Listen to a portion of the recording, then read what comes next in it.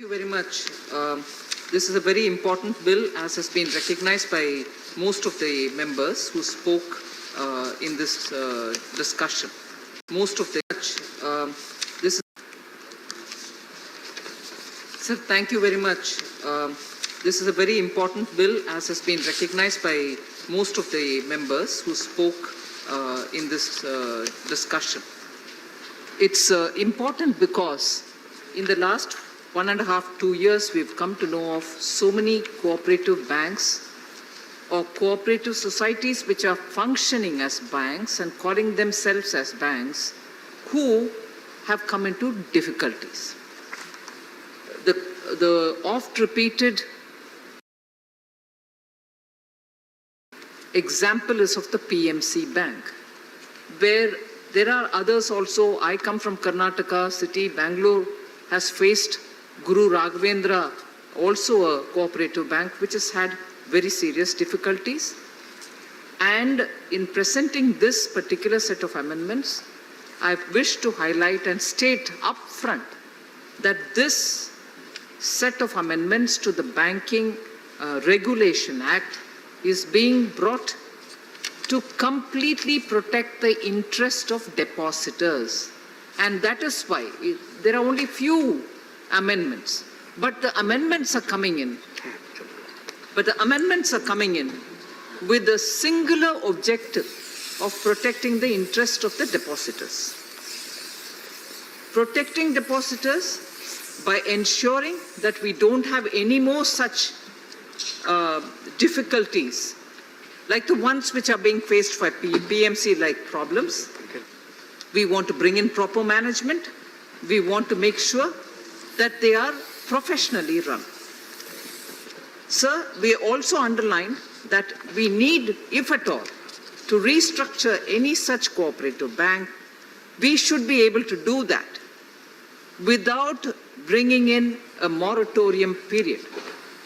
When we bring this provision that they can be restructured without a moratorium, which is what is being obtained by amending Section 45, we are able to give a quick recovery, quick payback, and also make sure the interests of the depositors are kept safeguarded.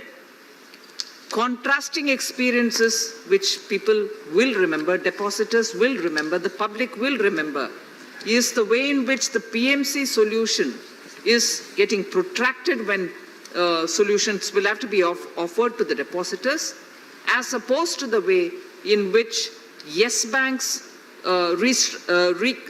restructuring happened. Within a matter of 2 weeks, everything was sorted out for Yes Bank, which was governed by the commercial bank rules, whereas even till today, the PMC Bank solutions are not completely emerging, thus putting the depositors into difficulty. Therefore, since the commercial bank restructuring could happen as a result of commercial bank rules being extended to them, they are governed by the commercial bank rules, and therefore some kind of solution was possible. Whereas commercial bank rules are not extended to cooperative societies which function as banks. And that is why here what we underline is this is not going to affect any of the cooperative societies' other developmental activities.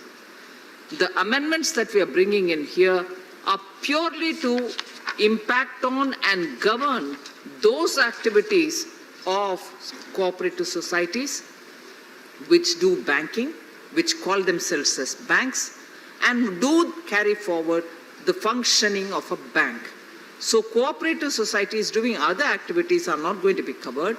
Only those cooperative societies which use the word bank or function as banks will be governed by these amendments. I've explained already as to why we want to bring in these amendments, because protection of investors. In the last 2 years, I have myself met with several delegations of depositors who are in difficulty. The PMC, Guru Raghavendra are two classic cases. I want to also make it clear, sir, that this set of amendments shall not apply to primary agricultural credit societies or cooperative societies whose primary object or principal business is providing long-term finance for agricultural development. They shall not be covered by these set of amendments.